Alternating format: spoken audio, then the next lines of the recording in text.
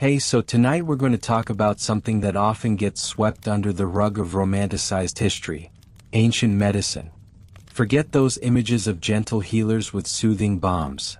The reality was often far more brutal, a high-stakes gamble with life and death played out in dusty huts and opulent temples. We're diving deep into the world where the very substances that could kill you were often your only hope for survival.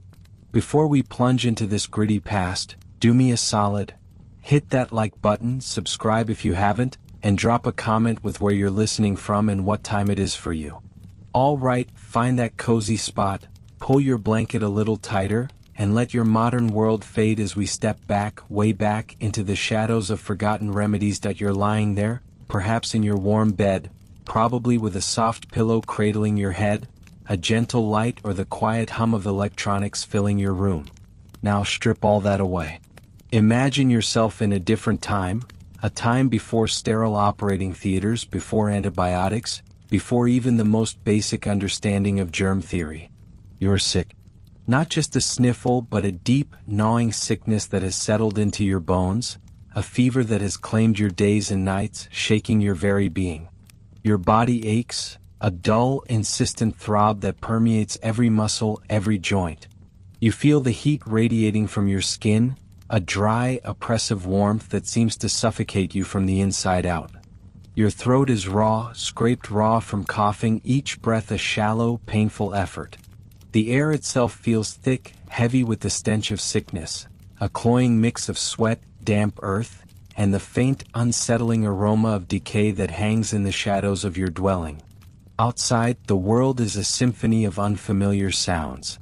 The distant lowing of cattle, the rustle of straw in the wind, perhaps the chatter of voices you don't understand, speaking a language lost to the ages.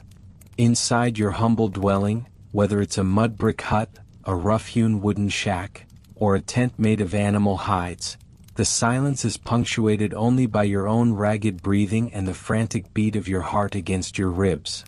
You can taste the metallic tang of illness at the back of your tongue, a persistent, unpleasant sensation that even the freshest spring water cannot wash away.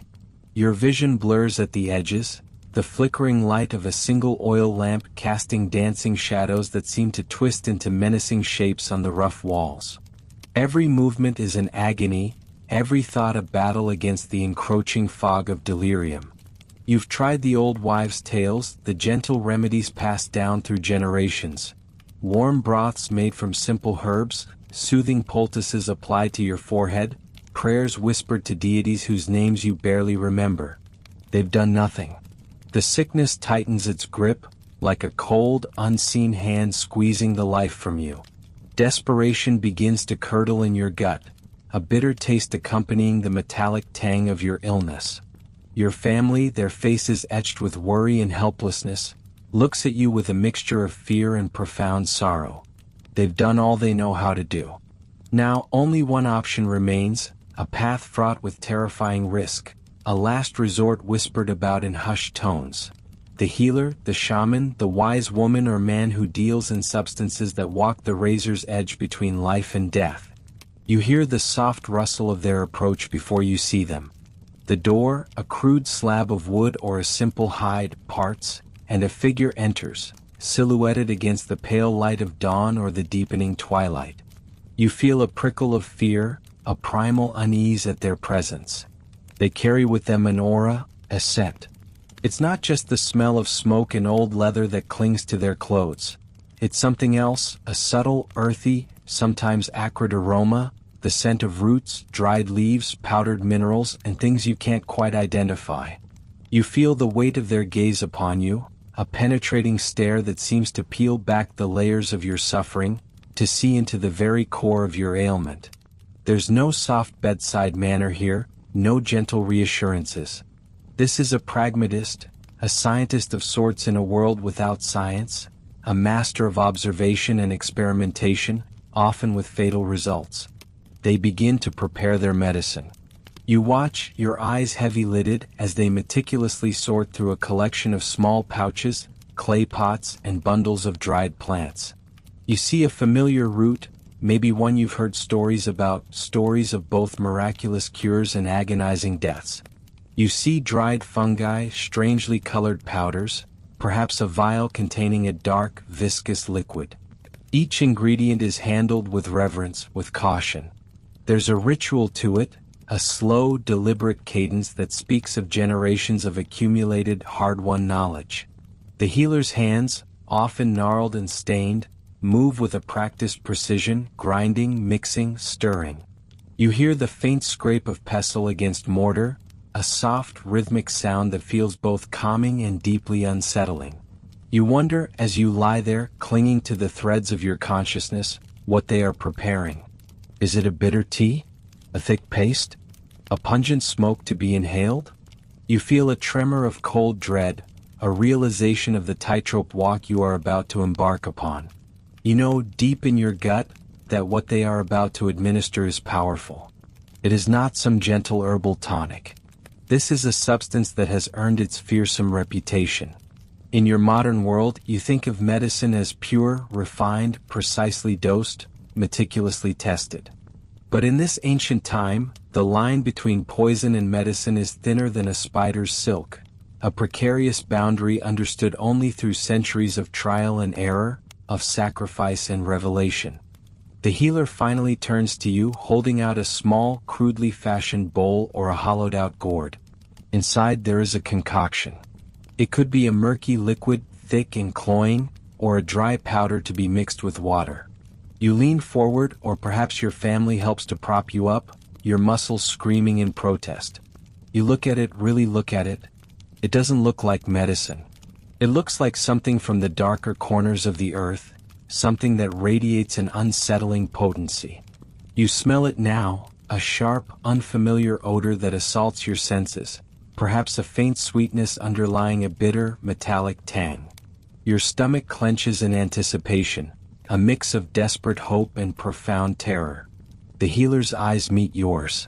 There's no pity there, only a solemn understanding of the gravity of the moment. They know what they are asking you to do. They know the risks. They've seen the failures. But they've also seen the miracles. They utter a few words, perhaps a blessing, a chant, or a simple instruction. Drink. You hesitate just for a moment, a fleeting second where your modern mind screams warnings, where your instinct for self-preservation recoils. But the alternative is certain death, a slow, agonizing fade into oblivion. So, with a deep, shaky breath, you take the bowl. You bring it to your lips. You taste it. The flavor explodes on your tongue, a riot of bitterness, earthiness, perhaps a searing heat or a numbing cold. You swallow, forcing it down, your throat constricting. You feel it slide down your esophagus, a burning trail, a foreign invasion. Then you wait. You wait for the cure. You wait for the relief. But you also wait for the other possibility, the terrifying potential for the medicine to become the very thing that finishes you off, to accelerate your journey into the great unknown. This is the reality of ancient healing, the raw, brutal truth of medicine born from necessity, superstition, and an intimate, dangerous knowledge of the natural world. This is where the deadliest plants, the most potent minerals, and the most venomous creatures found their paradoxical purpose. This is where poison became salvation, where the dose truly made the difference between life and a swift, irreversible death. You have just taken your first step into that dangerous, fascinating world. You still feel the lingering taste of the last segment's mysterious draft in your mouth, a ghost of bitterness, a phantom heat, reminding you that you're no longer tethered to your comfortable present. Now, let's talk about a substance that has woven itself through the fabric of human history like a dark, silken thread: opium. Forget what you think you know from modern thrillers or documentaries about drug addiction. In the ancient world, opium wasn't just a recreational vice. It was a revered, often sacred, medicine, a gift from the poppy, beautiful and deadly in equal measure. Imagine yourself in the sun-drenched lands of Mesopotamia, or along the fertile banks of the Nile, thousands of years before your time. The air is dry and warm, carrying the scent of dust, baking clay, and exotic spices. You are a farmer, perhaps, or a weaver, or a scribe. The sun beats down on your back, relentless. Your days are filled with toil, your body often racked with pain, the persistent ache of a bruised limb from a fall, the searing agony of a stone in your kidney, the dull throb of a persistent toothache that makes every meal a torment and sleep an impossibility. Perhaps you suffer from a chronic cough, a hacking, rasping sound that tears at your chest and leaves you breathless. Or maybe it's the piercing, relentless cry of your infant child, suffering from colic or a fever, their tiny body racked with tremors, their distress a knife to your heart. You've heard whispers of the joy plant, the beautiful poppy with its delicate petals and its swollen, milky seed pod. You've seen its image carved into ancient tablets, depicted on frescoes, painted on pottery. It's a plant of power, known to all, respected and feared. The local healer, an elder with eyes that have seen countless seasons and witnessed innumerable sufferings, prepares the medicine. You watch them carefully score the green seed pod with a small, sharp knife. You see the milky white sap, the raw opium, slowly ooze out, glistening like tears in the sunlight. It darkens and thickens as it dries, turning into a sticky, dark brown gum, collected with reverent care. This is the raw material, the concentrated essence of relief or ruin. The healer carefully measures a tiny amount, perhaps mixing it with wine or water, or rolling it into a small pellet to be swallowed. You are told the instructions: how much, how often. The words are accompanied by stern warnings: too much, and it will send you to the sleep from which there is no waking. You take the dose. The taste is bitter, incredibly bitter, earthy and acrid, but you force it down, your modern palate recoiling at the crude, unrefined nature of the medicine. Then you wait. The first sensation is subtle, a warmth spreading through your limbs, a gentle easing of the relentless pain that has been your constant companion. The sharp edges of your suffering begin to blur, soften. The throbbing ache in your tooth recedes, becoming a distant echo. The tension in your stomach releases. The cough subsides, allowing you to draw a deeper, easier breath than you've had in days. You feel a profound sense of calm descend upon you, a wave of tranquility washing over your tormented mind and body. The worries that plagued you, the anxieties about tomorrow's harvest or the next famine, seem to drift away, replaced by a serene indifference. You close your eyes. The world outside, with its harsh realities, recedes. You are drifting, floating on a warm, gentle current. There are no nightmares here, only a deep, profound sleep, free from pain, free from anxiety. You awaken hours later, perhaps the next day, feeling refreshed, lighter, the pain significantly lessened, if not entirely gone. For a time you are whole again. This is the miracle of opium, the profound relief it offered in a world utterly devoid of effective pain management. It was a godsend for chronic pain, for calming agitated patients, for inducing sleep, for easing the discomfort of dying. But you also hear the stories, the cautionary tales. You see the hollow-eyed elders who have taken too much, too often. You see the slow, insidious grip of the poppy, how it transforms a medicine into a master, a relief into a craving. You understand the profound responsibility of the healer, the precise balance required, the constant vigilance against accidental overdose. A pinch too much, and that sweet sleep could deepen into a coma, your breathing growing shallow, your heart slowing until it simply stops. You imagine the healer watching anxiously, noting the dilation of your pupils, the color of your skin, the rhythm of your breath, searching for the fine line between therapeutic effect and the irreversible descent into oblivion. In ancient Egypt, you might find opium being used not just for pain, but also in rituals, its soporific effects believed to bring one closer to the divine. You imagine yourself as a priestess, inhaling the smoke of dried poppy seeds mixed with other herbs, drifting into trance-like states, believing you are communing with the gods, receiving visions and prophecies. Or perhaps you are a mother administering a tiny dose to a restless child, hoping to quiet their cries and let them sleep, unaware of the potential for dependency even in infancy. You see its use in military campaigns, soldiers given opium to dull the pain of horrific wounds, allowing them to fight on, or at least to die with less suffering. You picture a field surgeon, crude and brutal, cleaning a gaping wound, then offering a small piece of dark opium gum to the soldier, a gesture of mercy in an otherwise merciless world. The soldier chews it, the bitterness momentary, soon giving way to a blissful numbness that allows the agony of their injury to become a distant hum, a manageable throb. The Greeks knew it as opium, the juice. Homer's epics speak of nepenthe, a drug that banishes sorrow, widely believed to be opium. You imagine yourself in an ancient Greek symposium, philosophical discussions flowing, wine poured freely. Someone offers you a small, dark pellet, explaining its power to soothe the mind, to calm anxieties, to deepen contemplation. You take it, and for a few hours the anxieties of your mortal existence truly do melt away, replaced by a profound sense of well-being, a feeling of being at peace with the universe. You understand why it was so revered, so sought after. It offered an escape, however temporary, from the harshness of ancient life. Yet this embrace could turn into a chokehold. You hear tales of people growing reliant on it, their bodies demanding more and more, their lives slowly unraveling as they chase that elusive initial relief. You see the physical toll, the emaciated bodies, the haunted eyes, the trembling hands. You realize that even in a time when understanding of addiction was non-existent, the destructive power of opium was observed, understood in a visceral, experiential way. Healers wrestled with this paradox. A substance that could offer such profound comfort could also destroy a life, transforming the living into ghosts. So, as you lay there, considering the poppy's gift, you understand the profound dilemma.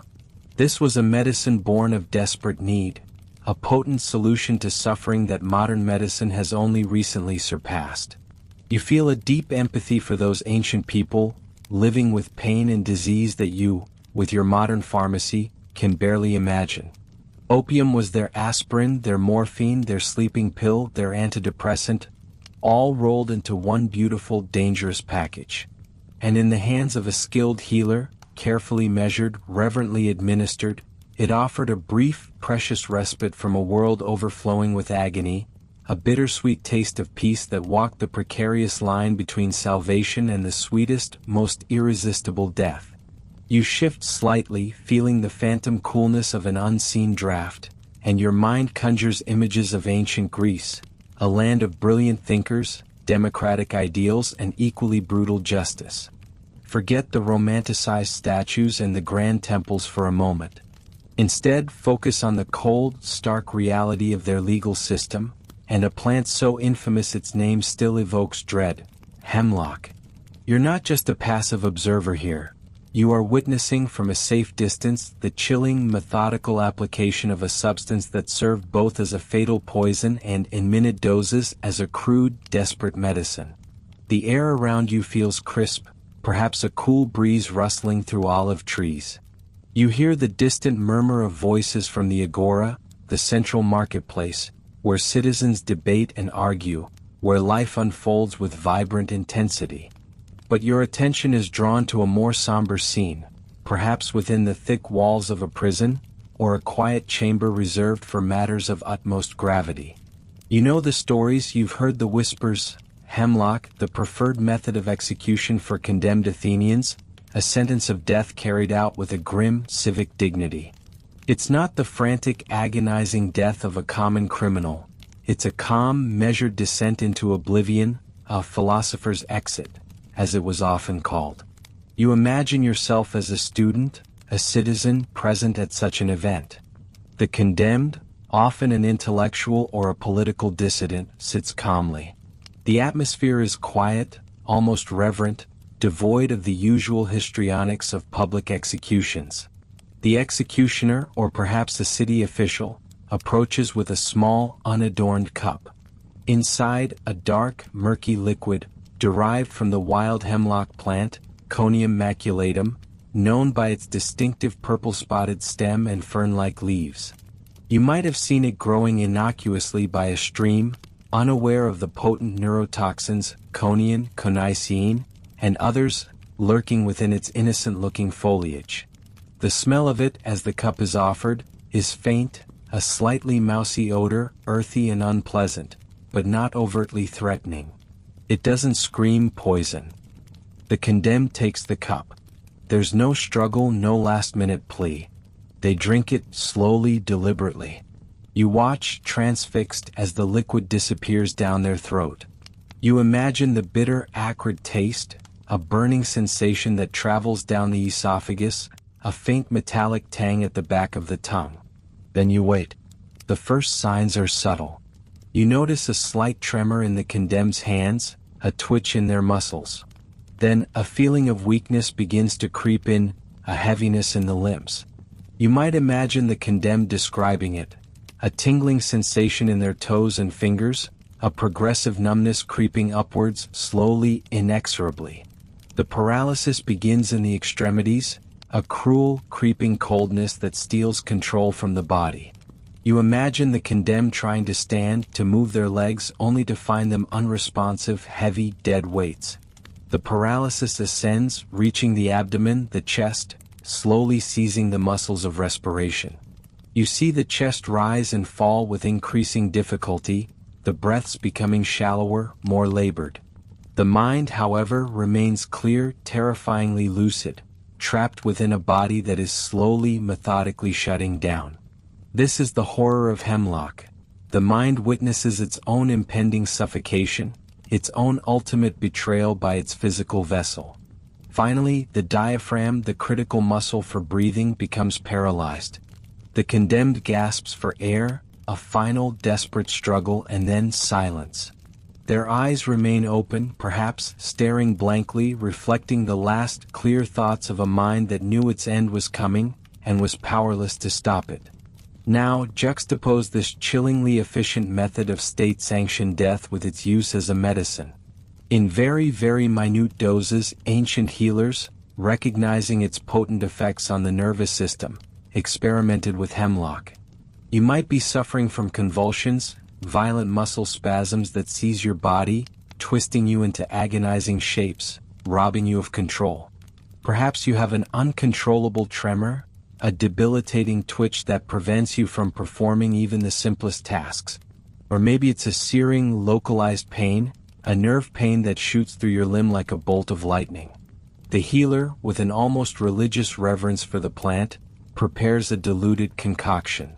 You watch them, their brow furrowed in concentration, as they carefully measure a minuscule amount of hemlock extract, perhaps a drop, perhaps a fraction of a dried leaf, mixing it with other herbs known to mitigate its effects, or with large quantities of wine or water. The margin for error is infinitesimally small. Too little and it's useless. Too much and you face the same creeping paralysis as the condemned philosopher. The healer is a master of observation, relying on centuries of inherited knowledge and personal experience, often gained at a terrible cost. You are given the tiny dose. You taste the faint, unpleasant, mousy bitterness, barely noticeable amidst the other flavors. You feel a subtle tingling sensation, perhaps a warmth spreading through your body. You wait, holding your breath, fearing the worst, yet desperate for relief. Slowly, imperceptibly, the spasms begin to lessen. The convulsions which minutes ago racked your frame grow weaker, less frequent. The persistent tremor in your hand might calm, allowing you a moment of stillness you haven't known in weeks. The nerve pain, which previously felt like white-hot needles, subsides into a dull throb, a manageable ache. For a brief period, hemlock has acted as a powerful sedative, a muscle relaxant, an analgesic. It has quieted the overactive nervous system, bringing a fragile, temporary peace to your tormented body. You feel a profound sense of relief, gratitude bordering on awe for the healer's dangerous skill. They have walked the tightrope, balancing the line between cure and catastrophe, and for today they have brought you back from the brink of constant suffering. But the fear remains. You know the danger. You understand that this is not a sustainable long-term solution. The healer would administer it rarely, judiciously, always with an eye on your symptoms, a finger on your pulse, watching for the first signs of that upward creeping paralysis. You would be warned, sternly, about the dangers of self-medication, of taking more than prescribed. You understand that the knowledge of hemlock's medicinal uses was a dark secret, a dangerous power held by a select few, used only in dire circumstances, a last desperate throw of the dice against intractable suffering. You realize the profound difference between your modern understanding of pharmacology and the ancient approach. Today, scientists isolate the active compounds, measure them in micrograms, understand their precise mechanisms of action. Ancient healers worked with crude extracts, varying potencies, and an empirical knowledge built on generations of trial, error, and often death. Hemlock, in its full potency, represented the ultimate power of the state to extinguish life. In its diluted form, it represented the desperate power of the healer to mitigate suffering, to offer a brief, terrifying glimpse of peace. As you reflect on this, you feel the chill of ancient Greek justice, the cold, creeping paralysis that stole a philosopher's breath, and the precarious hope that a fraction of that same terror could bring a moment of stillness to a convulsing body. It's a stark reminder of the brutal efficiency of nature's poisons, and the courageous, often terrifying, lengths to which ancient healers went to harness that power, even knowing that one misstep could turn a hopeful remedy into a swift, unforgiving end. You feel a slight prickle, as if a tiny, unseen insect has brushed your skin, and you are transported to a different corner of the ancient world, one where the line between beauty and danger was drawn with the deepest, most seductive hues. Forget the harsh realities of execution for a moment. Instead, imagine a world where vanity could lead you down a perilous path, guided by a plant of exquisite beauty and profound toxicity. Belladonna, or deadly nightshade. You find yourself in an opulent villa, perhaps in ancient Rome or Renaissance Italy centuries later, but the plant's allure and peril remain constant across the ages. The air is perfumed with exotic scents, roses, jasmine, perhaps rich incense. But underlying it, if you concentrate, you might detect a faint, earthy, slightly cloying sweetness, a scent that hints at something powerful and wild.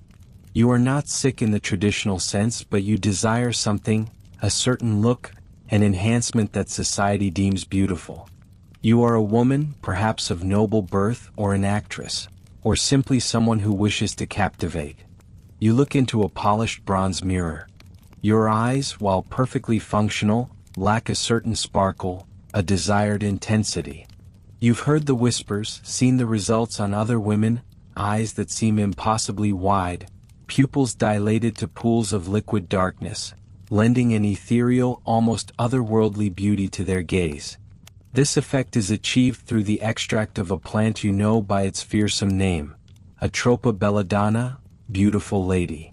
You've seen its dark, glistening berries, so tempting, so innocent-looking, yet a single berry can be lethal. You know of its power, its dangers, but the allure of enhanced beauty, of a captivating gaze, is a powerful motivator. A lady's maid, or perhaps an older woman skilled in the secrets of cosmetic preparations, approaches you with a tiny, delicate vial. Inside, a clear, colorless liquid, the diluted extract of belladonna. You feel a tremor of excitement, mixed with a sliver of apprehension. You know that even touching the plant can be dangerous. Its leaves contain potent alkaloids like atropine and scopolamine, substances that warp perception and can stop the heart. Yet here it is, distilled for vanity. With a tiny, almost invisible brush or dropper, the liquid is carefully applied to the corner of your eye. You feel a momentary sting, a slight irritation, but it quickly subsides. You blink, waiting. Slowly, subtly at first, then more pronounced, you feel your pupils begin to widen. The world around you seems to grow brighter, almost dazzling. Your vision blurs slightly, objects up close becoming less distinct, but the overall effect is mesmerizing. When you look in the mirror again, you see it, your eyes are transformed. The irises, once prominent, are now surrounded by vast, inky pools of black, making them seem larger, more alluring, more mysterious. You are indeed a beautiful lady, your gaze captivating, drawing others in. This was one of belladonna's ancient applications, a cosmetic, but it was a dangerous one. You might experience the side effects: a dry mouth, a rapid heartbeat, a slight dizziness, a difficulty focusing on nearby objects. You'd feel a sense of exhilaration, perhaps, or a subtle disorientation. You understand that this beauty came at a cost, a willingness to flirt with the edges of poisoning for the sake of perceived attractiveness. The ancient users of belladonna for cosmetic purposes were, in essence, administering a controlled low-dose poison to themselves, banking on the fact that its ocular effects would occur before systemic toxicity became dangerous. Now shift your perspective. You are not seeking beauty, but relief from a painful ailment. You are suffering from excruciating stomach cramps, relentless spasms that twist your gut into knots, leaving you doubled over in agony. Or perhaps you are experiencing violent, involuntary muscle spasms, a tremor that shakes your entire body, preventing you from holding anything steady. The healer understands the powerful antispasmodic and muscle relaxant properties of belladonna. They know it can relax smooth muscles, alleviate cramps, and calm an overactive nervous system. The healer prepares a different formulation: a small amount of belladonna extract, often mixed with other herbs, perhaps in a poultice applied to the abdomen, or a tiny, carefully measured amount to be ingested. The dose is critical, terrifyingly so. Too much, and you face far more serious consequences than blurry vision and a dry mouth. You might experience intense hallucinations, a feeling of burning in your throat, profound disorientation, racing heart, and ultimately death. The healer watches you intently, their gaze sharp, assessing your reaction, listening to your breathing, monitoring your pulse. You take the medicine. It might be a bitter, unpleasant taste, or a topical application that feels cool then warm on your skin. You feel the familiar, slight dizziness, the dryness in your mouth. But then, slowly, wondrously, the agonizing stomach cramps begin to ease. The knot in your gut loosens its grip. The spasms that racked your body begin to subside, replaced by a profound, if slightly disorienting, calm. For the first time in hours, perhaps days, you feel relief. Belladonna, the beautiful lady, has indeed brought you succor. You might also find belladonna used as an anesthetic in ancient surgical procedures, crude and brutal though they were. Imagine undergoing a painful procedure, perhaps the setting of a broken bone, or the lancing of a deep abscess. Before the agonizing intervention, you might be given a small draught containing belladonna. The aim isn't to render you completely unconscious, but to induce a state of altered consciousness, a dulled awareness, a reduced sensitivity to pain, and a profound muscle relaxation that makes the healer's task slightly less horrific. You might drift in and out of awareness, experiencing strange visions, your body feeling detached, distant, as the healer works on you. This was a desperate attempt to mitigate suffering in a time before modern anesthetics, a gamble with a substance that could just as easily kill you as provide a brief, terrifying respite. You realize the incredible risk ancient healers took. They were dealing with potent tropane alkaloids that directly affect the nervous system, impacting heart rate, vision, and cognitive function. Without precise measurement, without an understanding of pharmacokinetics, every dose was an experiment. The beautiful lady truly was a siren, offering alluring effects or profound relief, but always with the deadly promise of poisoning if her power was misjudged. As you consider the ancient woman admiring her dilated pupils, or the suffering patient finding relief from agonizing spasms, you understand the double-edged sword of belladonna. It was a potent tool in the ancient physician's crude arsenal, a substance that could manipulate the body's involuntary functions, offering both cosmetic enhancement and profound medicinal relief, but always lurking in the shadows was the chilling prospect of a fatal overdose, turning beauty into blindness, and relief into the ultimate, eternal sleep. You feel a subtle quickening in your own chest, a phantom thrum that echoes the ancient rhythms of life and death, and you find yourself in a landscape of rolling hills and verdant meadows, far from the sun-baked lands of the Middle East or the marble halls of Greece. Here, amidst the wild growth, stands a plant of deceptive beauty, its tall stalks adorned with bell-shaped flowers, often purple or pink, speckled with intricate patterns. This is the foxglove, Digitalis purpurea, and its secrets held the power to both steady and stop the human heart. You are an elder, perhaps, living in a small, close-knit village. For months you have felt a creeping malaise. Your legs swell, heavy and painful, making every step an arduous task. Your breath comes in ragged gasps, even with the slightest exertion, as if a great weight presses down on your chest. You suffer from a persistent, hacking cough, bringing up frothy phlegm. You wake in the night, gasping for air, feeling as though you are drowning from within. Your heart, is failing you. It beats irregularly, sometimes fluttering like a trapped bird, sometimes pounding with a terrifying heavy rhythm, then skipping a beat entirely. You've heard the term dropsy, or what you now know as congestive heart failure. Your body is retaining fluid, your lungs are congested, and your heart struggles valiastically, but ultimately in vain, to pump life-giving blood. The village healer, a man or woman steeped in the lore of the local flora, recognizes your symptoms. They know the foxglove.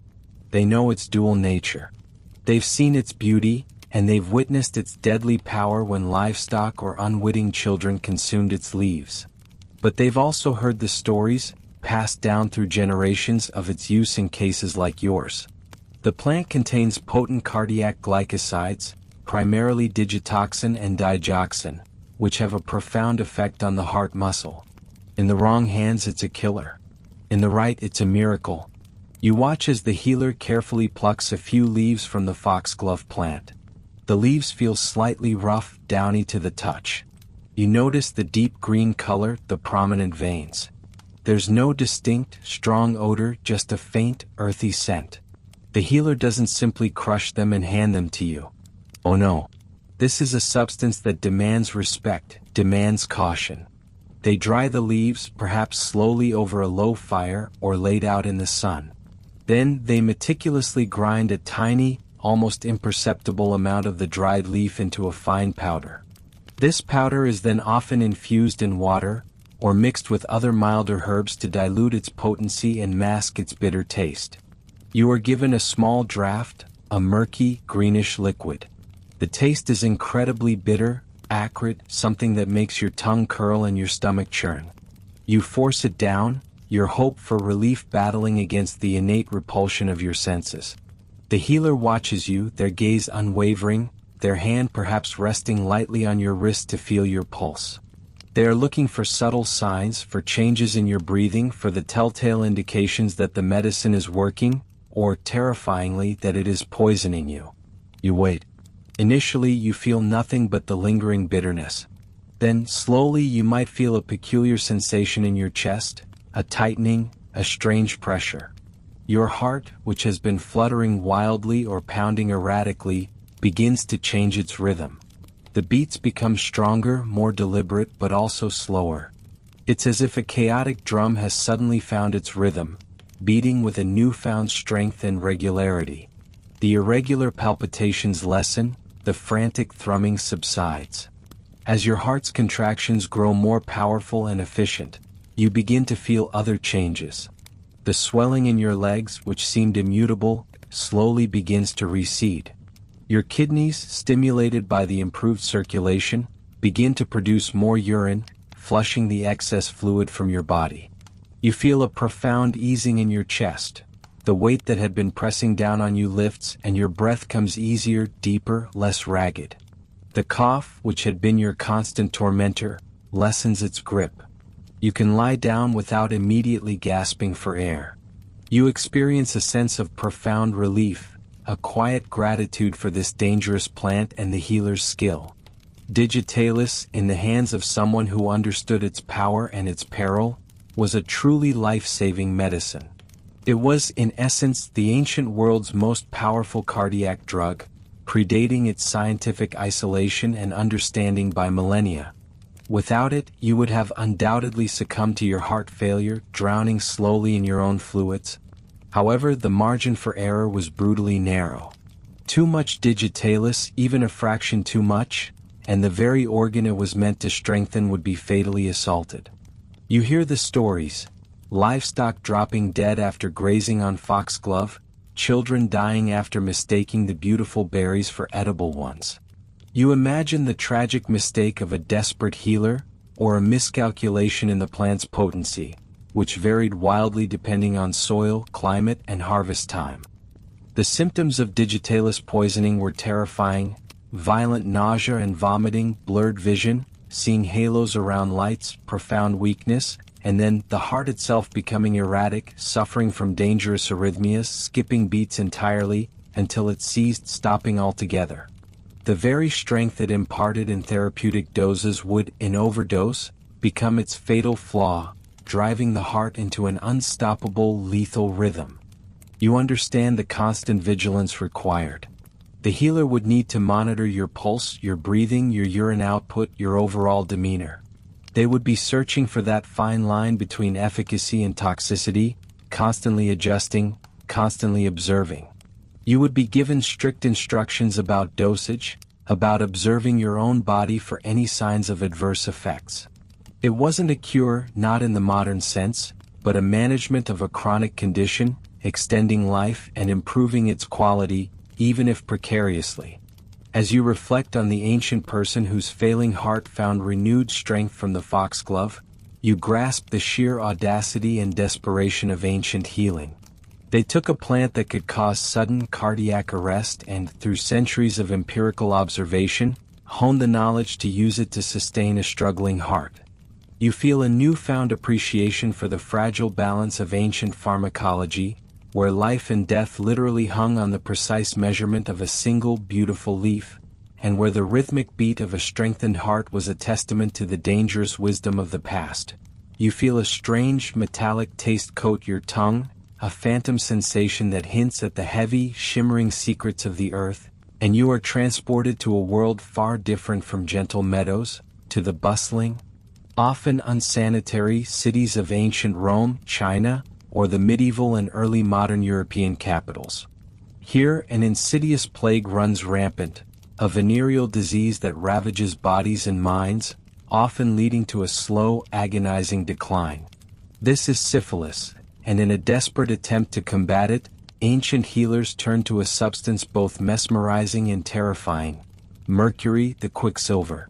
Imagine yourself as a merchant, a soldier, a courtesan, or perhaps just a person living in a crowded, bustling urban center. You have developed painful sores, rashes, and ulcers on your body. These are not merely superficial. They are deep, persistent, and alarming. As time passes, you suffer from strange neurological symptoms: tremors, memory loss, profound mood swings, perhaps even hallucinations. Your teeth loosen, your gums bleed, and a foul breath constantly emanates from your mouth. You are deteriorating physically and mentally, and the shame and fear of your affliction are almost as debilitating as the disease itself. You've heard of this sacred disease, and its devastating progression. You've seen others suffer, their bodies wasting away, their minds unraveling. There are no antibiotics here, no penicillin, no modern understanding of bacterial infections. Desperation leads you to the healer, the alchemist, the physician who whispers of a potent, if dangerous, cure: mercury. You've seen mercury, perhaps in its liquid metallic form, shimmering and elusive, or as cinnabar, its vibrant red, or used for pigments and ritualistic purposes. You know its unsettling properties, its ability to move and break apart, its strange, almost alive quality. The healer prepares the mercury in various forms. It might be administered as a topical salve, a heavy, greasy ointment rubbed directly onto your sores or your skin. You feel the cold, metallic slickness of it against your flesh, a strange, persistent presence. Or perhaps you are subjected to mercury fumigation. You are placed in a small, enclosed room or under a tent, and mercury is heated, its toxic vapors filling the space, forcing you to inhale the shimmering, invisible poison. You feel the oppressive heat, the metallic tang in the air, the difficulty breathing, a dry, burning sensation in your throat and lungs. Your head begins to ache, a dull throb that intensifies with each breath. Alternatively, you might be given mercury to ingest, perhaps in a pill form mixed with other substances, or as a liquid concoction. You taste the sharp, metallic bitterness, an almost unbearable flavor that burns your mouth and makes your stomach churn. You force it down, your desperation overriding your body's natural revulsion. The initial effects can be deceptively promising. The sores and rashes might indeed begin to heal. The progression of the disease seems to slow or even reverse. You feel a fleeting sense of hope, a desperate belief that this dreadful quicksilver is indeed curing you. The ancient belief was that mercury somehow purged the body of the disease, forcing out the venom of syphilis through copious sweating, salivation, and other excretions. But then the true horror of the mercury cure begins to manifest. You start to experience profuse salivation, your mouth constantly filling with a metallic-tasting saliva, making it difficult to speak or swallow. Your gums become swollen, bleeding, incredibly painful. Your teeth loosen and some might even fall out. You develop severe ulcers in your mouth and throat, making eating an agonizing ordeal. The metallic taste becomes a constant, overwhelming presence. Your breath is putrid, a stench that repels even your closest family members. Then come the neurological symptoms, a chilling mimicry of the very disease you sought to cure. Your hands begin to tremble uncontrollably, a fine, persistent tremor that makes it impossible to hold anything steady. This is the infamous Hatter's shakes, a well-known symptom of chronic mercury poisoning. Your memory fades, moments of confusion become more frequent, and your mood swings wildly between fits of irrational anger, profound depression, and strange euphoria. You might experience bizarre hallucinations, seeing things that aren't there, hearing voices, your mind slowly unraveling under the sustained assault of the heavy metal. Your skin becomes irritated, your hair falls out in clumps. Your kidneys, struggling to filter the mercury from your blood, begin to fail, leading to swelling and pain. Your body wastes away, becoming emaciated, weak. You are a shadow of your former self, a living testament to the brutal paradox of ancient medicine. The mercury intended to cure has instead inflicted a new, equally terrible and often more rapid form of illness. You are being poisoned slowly and agonizingly by the very substance meant to save you. You imagine the despair of the patient, realizing that the cure is as bad if not worse than the disease. The healer, observing these terrible symptoms, might have interpreted them as the mercury successfully purging the disease from the body, mistaking the agonizing signs of poisoning for the vigorous expulsion of illness.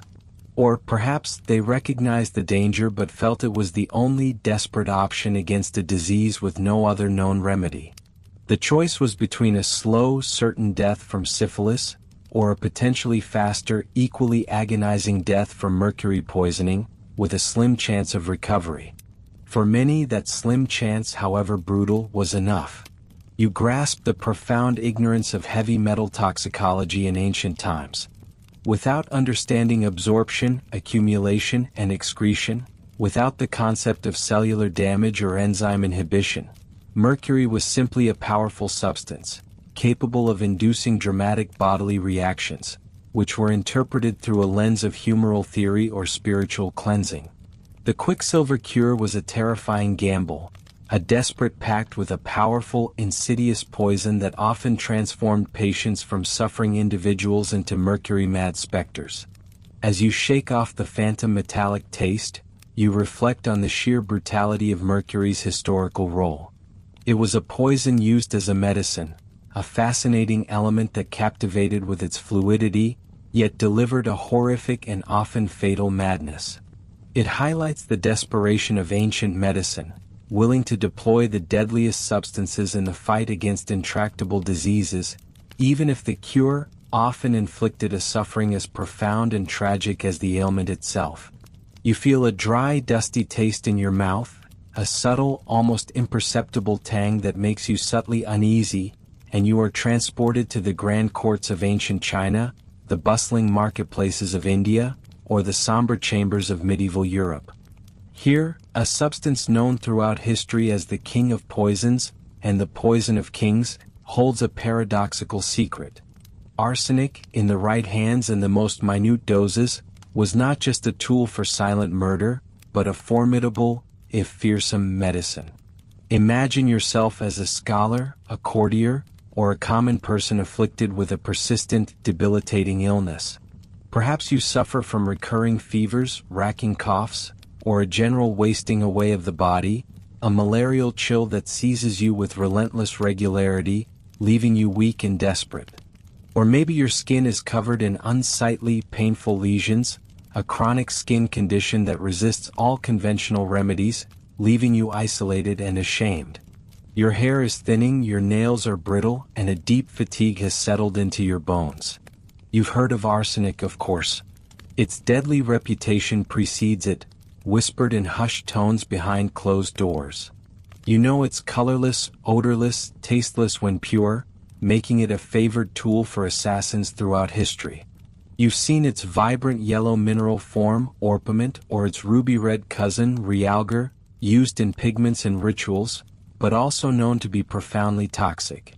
Yet, you also hear whispers of its medicinal uses, of ancient healers who, through centuries of empirical observation, discovered that in incredibly tiny quantities, this very poison could alleviate certain intractable conditions. The healer, perhaps an alchemist physician in China, or an Ayurvedic master in India, prepares a compound. They don't give you raw arsenic. Oh no, that would be suicide. Instead, they've learned to temper it, to transform it.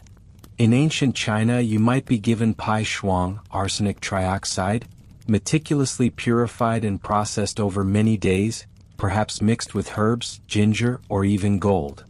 In India, it might be harital, orpiment, or manashala, realgar, roasted and ground into a fine powder, then blended with other botanicals, perhaps milk or ghee, to neutralize or mitigate its potency. You watch as the healer, with precise, almost ceremonial movements, measures out an infinitesimal speck of the prepared arsenic compound. It might be mixed into a paste, or dissolved in a tiny amount of liquid. You are given the dose. The taste, if any, is subtle, perhaps a faint metallic tang, easily masked by the other ingredients. You feel a familiar mix of desperation and profound fear. You are knowingly ingesting a poison. You are walking a tightrope. You wait, acutely aware of every sensation in your body. Initially nothing.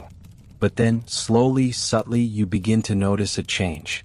The persistent fever, which had been a constant companion, might break. The chills that racked your body subside. You feel a faint warmth spreading through your limbs, a sense of clarity in your head that has been absent for weeks. If it's a skin condition, you might observe the lesions slowly beginning to recede, the angry redness fading, the itching diminishing. You might even feel a surge of energy, a renewed vitality that had been drained by your chronic illness. This was arsenic's paradoxical power. In ancient India, it was used in Ayurvedic medicine for a wide range of conditions: fevers, skin diseases, asthma, malaria, and even for impotence. The Chinese used it for parasitic infections, malaria, and certain cancers. The belief was that arsenic, a powerful purifier, could drive out disease, eliminate parasites, or stimulate the body's vital energies. It was a potent tonic, but one that demanded the utmost respect and knowledge. You understand the incredible skill and risk involved. The difference between a therapeutic dose and a lethal dose of arsenic is horrifyingly small. A fraction of a milligram could mean the difference between relief and agonizing death. You recall the symptoms of acute arsenic poisoning, whispered warnings passed down through generations. Excruciating abdominal pain, violent vomiting and diarrhea resembling cholera, muscle cramps, dehydration, and ultimately heart failure, kidney failure, and a slow, agonizing descent into shock and death. You feel a tingling sensation as if fine hairs on your skin are rising, and the air around you seems to grow thick with an ancient, earthy magic, tinged with a subtle, unsettling sweetness. You are transported to the mystical groves and dimly lit herbalist shops of ancient Greece, Rome, or the medieval European countryside. Here, a plant of legend, shrouded in myth and fear, held a profound secret. The mandrake, a gnarled root resembling a human form, believed to shriek when pulled from the earth, yet capable of offering deep, potent relief. Imagine yourself as a peasant, a soldier, or perhaps a noblewoman in a time before modern pain relief, before clean surgery, before any form of effective anesthesia. You are suffering from excruciating pain. Perhaps a limb has been broken in a terrible accident, shattered bone grinding against bone with every involuntary twitch. Or a deep wound has become infected, throbbing with a relentless, fiery agony that makes every moment a torment. Maybe you are facing a surgical procedure, crude and brutal, an amputation, the lancing of a deep abscess, or a reduction of a severe hernia, all to be performed without any effective means of dulling your senses. The thought alone fills you with cold dread, a terror far beyond the physical pain. You've heard the chilling tales of the mandrake, Mandragora officinarum. Its root, said to resemble a tiny, grotesque human figure, was believed to possess malevolent spirits. Legend held that pulling it from the ground would cause it to emit a blood-curdling scream, capable of driving those who heard it insane, or even killing them. Therefore, it was often harvested with elaborate rituals. Dogs tied to pull it out, their lives sacrificed to protect the human collector. This profound superstition was born from the plant's potent psychoactive and analgesic properties. Like belladonna, mandrake contains tropane alkaloids, atropine, scopolamine, and hyoscyamine, all powerful compounds that affect the central nervous system. Despite the fear, the local healer or physician understood mandrake's immense power. They knew that these very properties, which caused hallucinations and delirium in high doses, could, in carefully measured amounts, provide profound pain relief and a state akin to modern anesthesia. You watch as the healer, with a sober expression, prepares the medicine. They might have a dried piece of the gnarled mandrake root, which they carefully grate or pulverize into a fine powder. Or perhaps they have a prepared tincture and oil, or a wine infused with the plant's essence. The dose is crucial, terrifyingly so. Too much and you wouldn't just be asleep, you'd be dead or plunged into an irreversible delirium. The healer often combines mandrake with other soothing herbs, like opium or hemlock, in even tinier, safer doses, to create a potent soporific sponge, or a sleep-inducing draught. You are given the concoction. It might be a bitter, earthy draught, dark and viscous, with a slightly sweet, cloying undertone. Or perhaps a sponge, soaked in the liquid, is held to your nose, the pungent, slightly narcotic fumes filling your nostrils. You inhale deeply, hesitantly. The smell is heavy, intoxicating, something primal and unsettling. Slowly you feel it working. A deep warmth spreads through your limbs, a profound lethargy washing over you. Your awareness begins to dim, the sharp edges of pain and fear blurring into a soft, hazy fog. You might experience strange sensations, vivid dreams, perhaps a feeling of floating or detachment from your own body. The agonizing pain that moments ago consumed you becomes distant, muted, a dull hum rather than a searing fire. Your muscles relax, your limbs feel heavy, and your eyelids grow impossibly heavy. You drift into a deep, drug-induced sleep, a state of profound unconsciousness or semi-consciousness. While you sleep, or as you hover on the edge of awareness, the healer proceeds with the painful procedure. You are spared the full, unmitigated horror of the knife, the saw, the rough manipulations of a setting bone. You are protected, however imperfectly, by the ancient magic of the mandrake. When you awaken hours later, you feel disoriented, groggy, your mouth dry, your vision blurred. You might experience residual hallucinations, fragments of strange dreams clinging to the edges of your mind. You are weak, confused, but the worst of the pain is gone, replaced by a manageable ache. The procedure is done. You are alive. You have been spared the full agony, pulled back from the brink by the very plant believed to unleash a terrifying scream. This was the ancient world's attempt at anesthesia, crude and dangerous, yet undeniably effective in its intent to alleviate suffering during medical interventions. The knowledge of mandrake's properties was passed down through millennia, from the Egyptians and Assyrians to the Greeks, Romans, and medieval Europeans. They understood, empirically, that this plant could induce a powerful sedative and analgesic state, allowing for surgical procedures that would otherwise be unbearable. But the dangers were ever present. You imagine the healer agonizing over the precise dose, knowing that a slight miscalculation could plunge the patient not into sleep, but into a permanent coma, or cause a fatal respiratory arrest. The line between therapeutic sedation and fatal poisoning was incredibly fine, a tightrope walked with every administration. The plant's potency varied, and without standardization, every batch was a gamble. You realize the profound courage, or perhaps the sheer desperation, of both the healer and the patient who dared to harness the screaming root's power. As you reflect on mandrake's dual nature, its mythical terror and its very real medicinal power, you understand the incredible lengths to which ancient healers went to combat pain and facilitate interventions.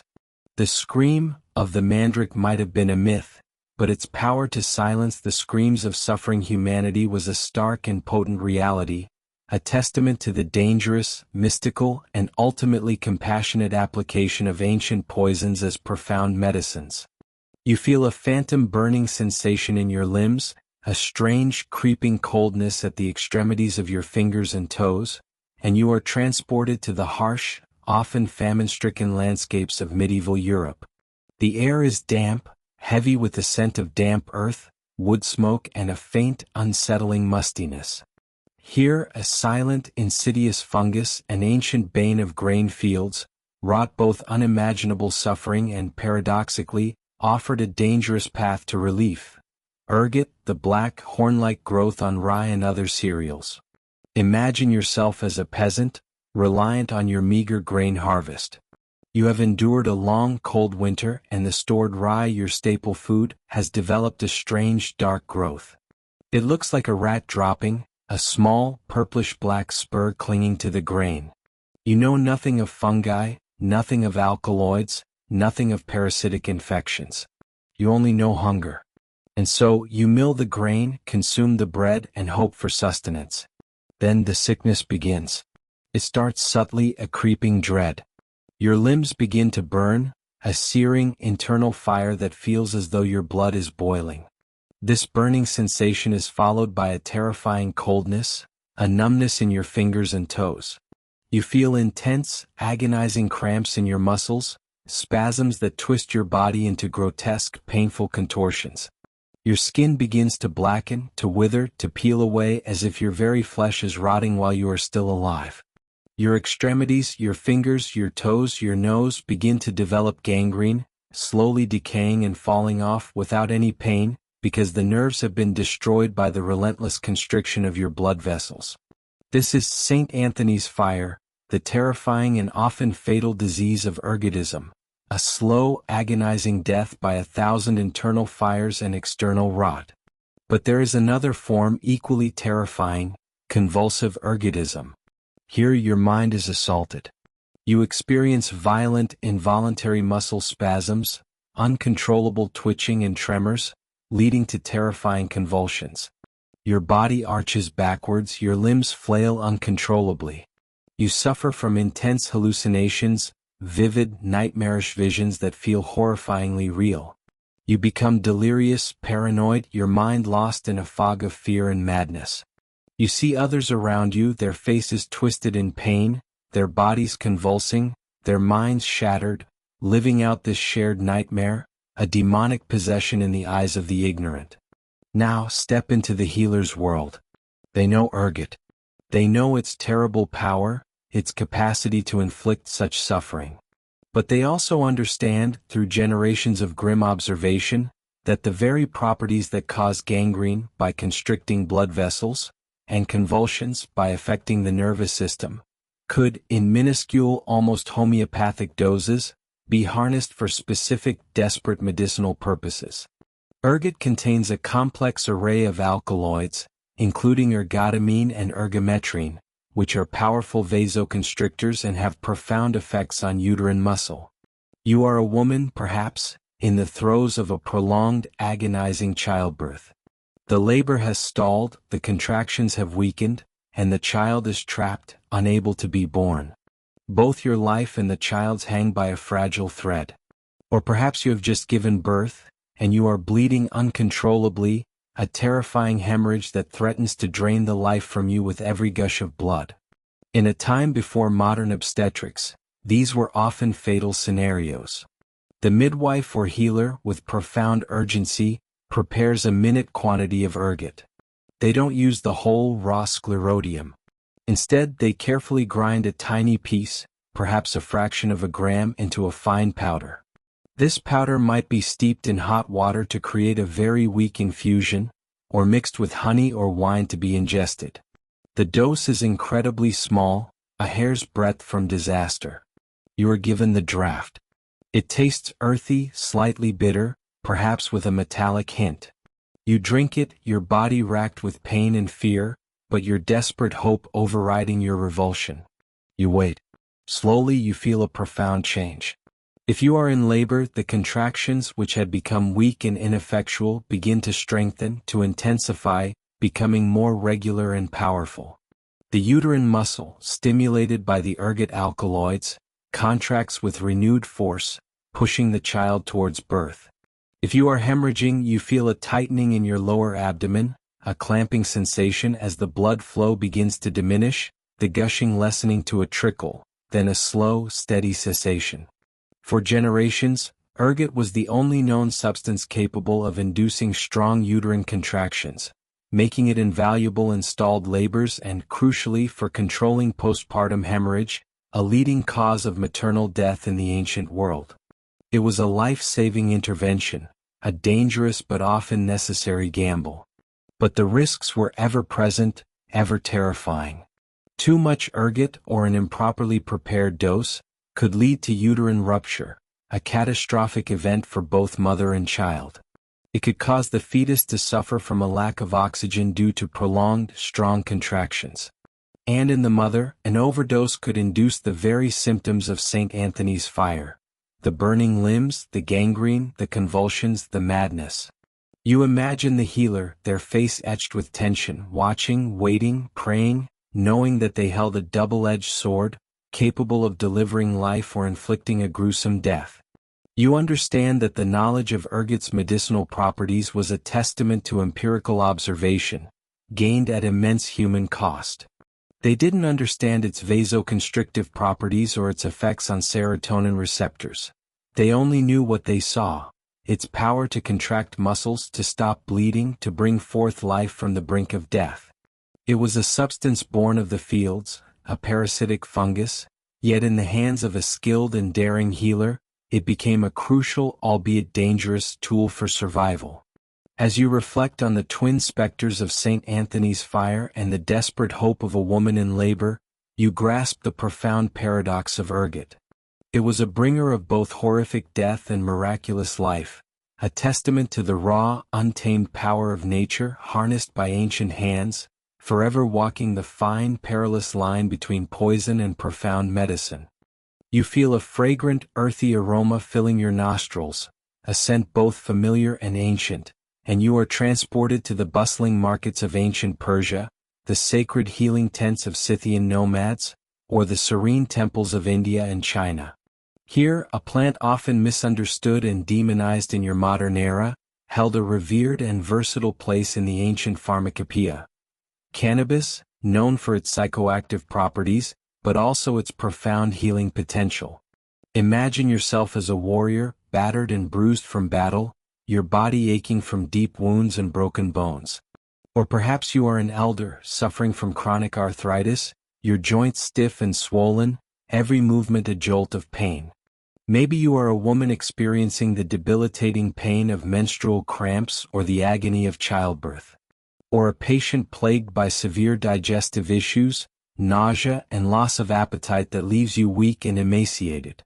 You are seeking solace, relief, a way to quiet the insistent clamor of your suffering body. You've heard whispers of this sacred herb, the healing smoke.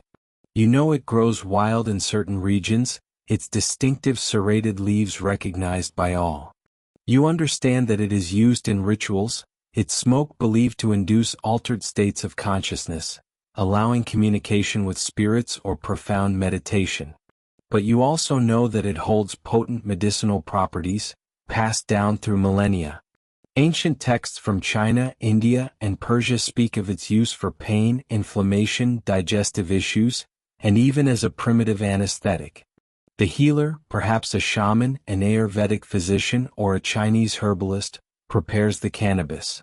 It's not simply a matter of smoking it as you might imagine in your modern context. They might have dried leaves and flowers, which they carefully grind into a fine powder. This powder could be mixed with other herbs, infused in oil or wine, or brewed into a tea. In Scythian burials, archaeologists have found evidence of cannabis being burned in ritualistic braziers, suggesting inhalation as a medicinal and spiritual practice. You watch as the healer meticulously prepares the medicine. If it's for inhalation, they might place a small amount of the dried, ground cannabis onto hot coals, perhaps within a ceremonial brazier or a simple clay pot. You are instructed to inhale the fragrant smoke. It's pungent, earthy, slightly sweet, and immediately you feel a warmth spread through your chest, a calming sensation that begins to settle your agitated nerves. If it's an edible preparation, you are given a small bolus or a bitter-tasting tea. You swallow, sensing the raw, potent earthiness of the plant. Slowly you feel its effects. The gnawing pain in your wounded limb begins to recede, not vanishing entirely, but becoming distant, manageable, like a dull echo rather than a piercing shriek. The stiff, inflamed joints of your hands and knees loosen, allowing for a freedom of movement you haven't experienced in weeks. The nausea that has plagued you subsides, and you feel a subtle awakening of your appetite, a welcome sensation of hunger. You experience a profound sense of calm, a gentle euphoria that washes away anxiety and promotes relaxation. Your mind feels clear, yet also slightly detached, observing your body's sensations with a newfound objectivity. You feel a profound sense of peace, a quiet contentment, as the cannabis works its complex magic, interacting with the body's endocannabinoid system, a system ancient healers certainly didn't understand, but whose effects they observed with keen precision. For ancient practitioners, cannabis was a potent analgesic and anti-inflammatory. In ancient China, the legendary physician Hua Tuo, circa 2nd century CE, reportedly used a mixture of cannabis and wine, mephesin*, as an anesthetic during surgery, allowing him to perform complex procedures with reduced patient suffering. You imagine being given such a draught, your consciousness gently receding, the sharp edges of pain dulled by the potent herbal mixture, allowing the surgeon to work. In India, cannabis was revered in Ayurvedic texts for its pain-relieving, appetite-stimulating, and antispasmodic properties. It was used for conditions ranging from pain and inflammation to insomnia and digestive disorders. You picture yourself as a patient with chronic gut issues, finally finding relief from debilitating cramps and constant nausea after consuming a cannabis-infused preparation, allowing you to regain strength and vitality. The risk, of course, was always present, though different from the acute toxicity of hemlock or digitalis.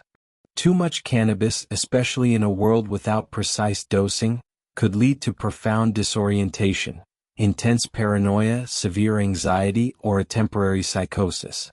You imagine a healer carefully gauging the patient's reaction, starting with small doses, observing their mental state, their level of sedation, ensuring that the healing haze didn't descend into a terrifying, uncontrollable trip. The goal was relief, not complete incapacitation or distress. You understand that the medicinal use of cannabis was woven into the fabric of ancient societies, often intertwined with spiritual and ritualistic practices. It was a plant respected for its power to alter consciousness, but also deeply valued for its tangible, observable healing effects on the physical body. It offered a versatile solution to a wide array of ailments, a natural remedy capable of soothing both body and mind in an era where effective pharmaceutical options were virtually non-existent. As you let the phantom scent of cannabis fade, you carry with you an appreciation for its ancient role as a sacred medicine. It wasn't just a recreational substance, it was a fundamental tool in the ancient healer's toolkit, a plant that offered profound relief from pain, inflammation, and anxiety, demonstrating that even psychoactive compounds, when used with wisdom and reverence, could be powerful allies in the desperate, relentless human quest for healing. You feel a cold, unsettling prickle on your skin, a phantom sensation of venom, and you are transported to the sun-baked deserts of ancient Egypt, the dense jungles of India, or the arid plains of North America. Here, creatures of profound dread, serpents with their deadly venom, held a terrifying secret. Their very poison, meticulously harvested and carefully prepared, could be a source of powerful life-saving medicine, and sometimes even its own antidote. Imagine yourself as a traveler, a farmer, or a child playing near the edge of the village. Suddenly, searing pain. You've been bitten. A viper, a cobra, a rattlesnake, its fangs have sunk into your flesh, injecting a cocktail of potent toxins. You feel the immediate, excruciating pain, a burning, spreading agony. Your limb begins to swell rapidly, turning an angry red, then purple. You might experience nausea, vomiting, dizziness, a metallic taste in your mouth. Your heart races, your breath becomes shallow, and a cold sweat breaks out on your skin. You know with chilling certainty that without intervention, death is a very real, very imminent possibility. This is the brutal reality of snakebite in a world without modern anti-venom. You are rushed to the local healer, the shaman, the medicine man or woman who understands the intricate, deadly dance of serpents. They know the species of snake, they know the specific venom, and they know, through generations of dangerous experimentation and observation, that the very poison that threatens your life might also be its only salvation. You watch, eyes wide with terror and desperate hope, as the healer approaches a captured snake, often one of the same species that bit you. With incredible skill and caution, they milk the snake, gently squeezing venom from its fangs into a small, crude receptacle, a shell, a hollowed-out piece of bone, or a small clay pot. You see the glistening, amber-colored fluid, a viscous droplet of death, yet in the healer's hands, it becomes raw material for a desperate remedy. The healer doesn't simply inject you with the venom. Oh no, that would be certain death. Instead, they meticulously process it. It might be diluted to an extreme degree, mixed with water or other liquids. Or it might be administered topically, a tiny amount rubbed into a scratch on your skin, or even carefully placed on your tongue, to be absorbed slowly.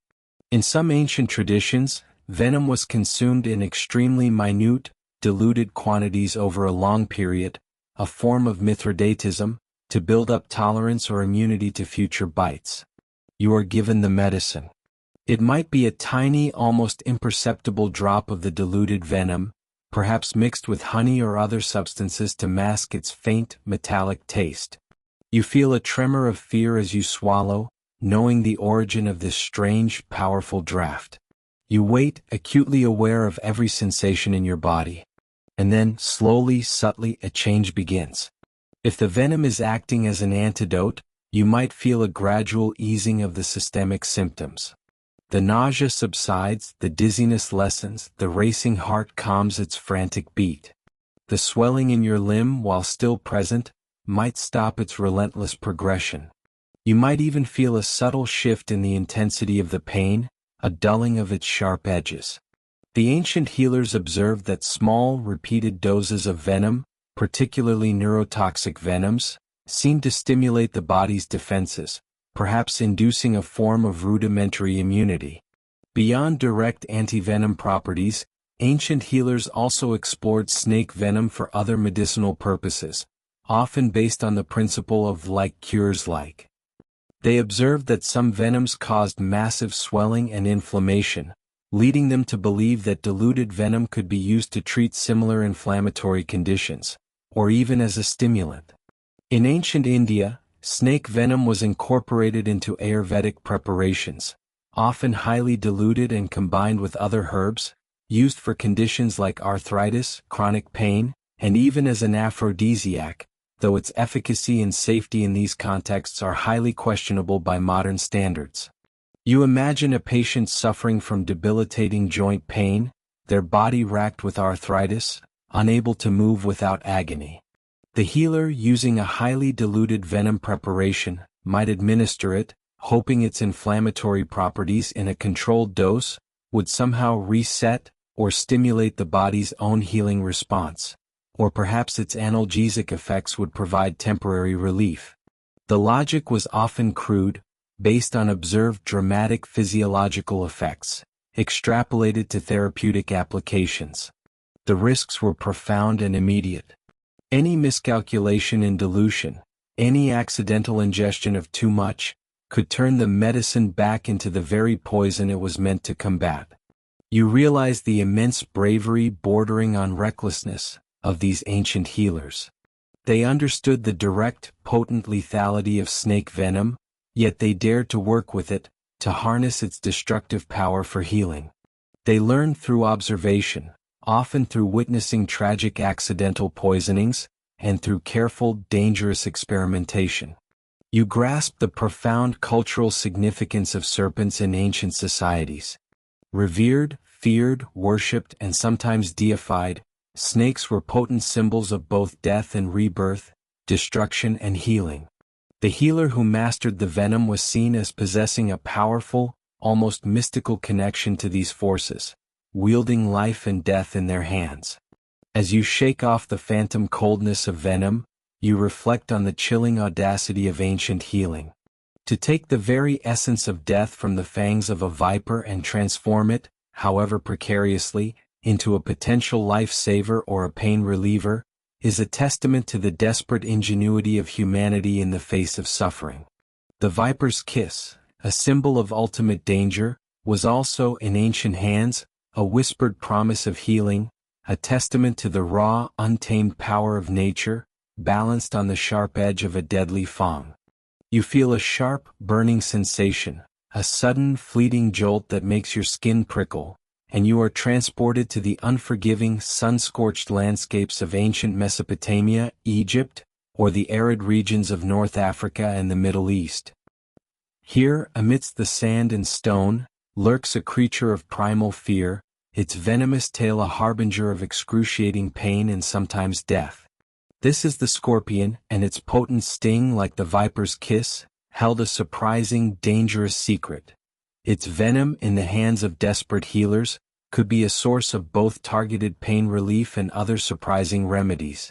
Imagine yourself as a nomadic desert dweller, a farmer toiling in the fields near a river, or a trader traveling through rocky terrain. You know the scorpion. You live in constant fear of its sudden, agonizing sting. The pain is immediate and intense, a searing, electrifying agony that radiates from the site of the sting, often accompanied by swelling, numbness, and muscle spasms. Depending on the species, you might also experience nausea, vomiting, sweating, dizziness, and difficulty breathing. For children, the elderly, or the infirm, a scorpion sting can be lethal. You've seen the agony, the prolonged suffering, the frantic pleas for relief. You are brought to the local healer, perhaps a medicine man or woman from a desert tribe, whose knowledge of the local fauna is encyclopedic and born of harsh necessity. They understand the scorpion's venom. They know that while its primary purpose is to immobilize prey and deter predators, the specific chemical compounds within the venom, neurotoxins, cytotoxins, hemotoxins, have profound effects on the body. And these effects, in carefully controlled and minuscule doses, could be turned against suffering. You watch as the healer carefully captures a scorpion, handling it with practiced, respectful caution. With a delicate, often dangerous maneuver, they extract a tiny droplet of venom from its stinger, perhaps by stimulating the venom glands or gently milking the stinger into a small container. You see the clear, viscous fluid, a potent cocktail of neurotoxins, yet in the healer's hands, it becomes a potential therapeutic agent. The healer doesn't give you the raw venom. That would be madness. Instead, it is subjected to meticulous preparation. It might be diluted to an extreme degree in water, oil, or wine. In some traditions, the scorpion itself, or parts of it, might be dried and ground into a powder, then mixed with other ingredients, believed to somehow moderate its toxicity while retaining its potency. The principle of like cures like was often at play. A substance that caused pain might, in a refined form, alleviate it. You are given the medicine. It might be a tiny amount to be ingested, a subtle, sharp taste masked by other flavors. Or it might be applied topically, a tiny drop rubbed onto the skin near the site of chronic pain, or even near a wound. You feel a tremor of apprehension as you ingest or apply the substance, knowing its origin, understanding its inherent danger. Then you wait. Slowly, subtly, you begin to feel a change. If you are suffering from intractable chronic pain, perhaps the persistent ache of rheumatism, or the throbbing agony of a deep bruise, you might experience a strange, localized numbness, a dulling of the sharp edges of your suffering. The venom, in its diluted form, acts as a powerful analgesic, numbing the nerve endings, blocking pain signals. You might also feel a slight warmth spreading through the affected area, a subtle tingling sensation. Beyond pain relief, ancient healers experimented with scorpion venom for other ailments. In some traditions, particularly in parts of Africa and Asia, scorpion venom has been historically used in highly diluted forms to treat epilepsy, paralysis, and even certain skin conditions. The observed effects of venom on the nervous system, causing muscle spasms, paralysis, or neurological dysfunction, led healers to believe that it could be used in a controlled manner to correct similar imbalances within the body. You might find a patient suffering from tremors or convulsions being given an ultra-diluted venom preparation, the hope being that the poison would somehow neutralize the bad signals in the nervous system. The risks were immense. Scorpion venom is complex, with varying potency and composition depending on the species. A small miscalculation in dilution or administration could easily lead to severe poisoning, widespread paralysis, cardiac arrest, respiratory failure, or a return of the agonizing pain and systemic shock it was meant to alleviate. You imagine the healer, their face etched with concentration, carefully monitoring the patient for any adverse reaction. Increased pain, swelling, difficulty breathing, or the telltale signs of systemic toxicity. It was a constant dance on the edge of a precipice. You understand that the use of scorpion venom as medicine was a desperate empirical art, born from a profound intimacy with the desert environment and its dangerous inhabitants. Healers observed, experimented, and learned through generations of trial and error, sometimes with tragic consequences, but also with remarkable, if dangerous, successes in alleviating suffering. They didn't understand ion channels or synaptic transmission, but they understood the powerful effects of the venom on the body, and they dared to turn that power against disease. As you shake off the phantom sting, you reflect on the incredible audacity of ancient healers who faced down the primal fear of the scorpion.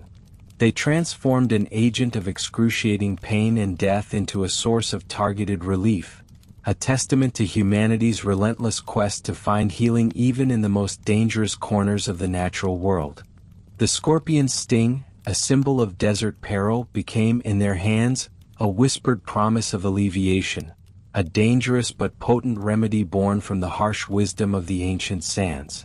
You feel a strange, creeping numbness, a phantom relaxation in your muscles that feels both unsettling and profoundly peaceful, and you are transported from the arid deserts to the humid, vibrant rainforests of the Amazon basin, or the dense jungles of Southeast Asia.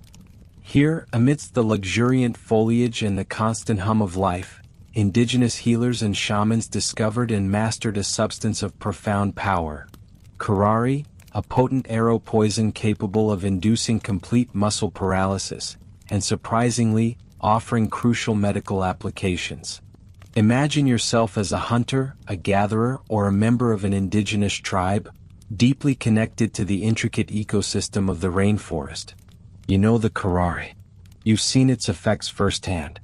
You've seen an animal, struck by a curare-tipped dart, suddenly lose all muscle control, its body collapsing into complete paralysis, its breathing eventually ceasing as its diaphragm gives out. This is a powerful hunting tool, allowing tribes to secure food without damaging the meat. But you also know its potential for accidental poisoning, a terrifying prospect where your mind remains lucid, fully aware, but your body becomes a prison of unresponsive flesh, unable to move, unable to breathe. The shaman, the medicine person of your tribe, is the custodian of this dangerous knowledge.